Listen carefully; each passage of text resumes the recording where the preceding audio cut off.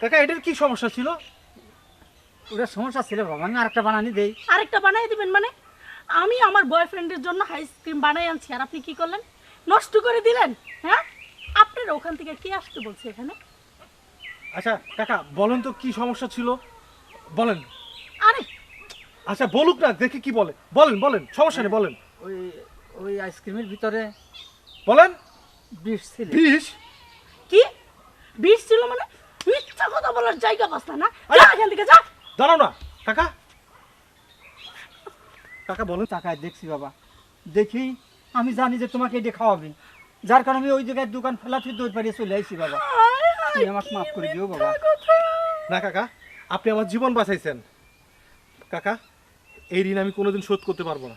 কি? আর তুমি তুমি আমার এই মারার জন্য আমার টাকা পয়সা সব নেওয়া শেষ, এখন পরিকল্পনা আমার বিষ খায় মারবো না। তুমি এই সামান্য একজন আইসক্রিম আলার কথা সামান্য বিশ্বাস করে?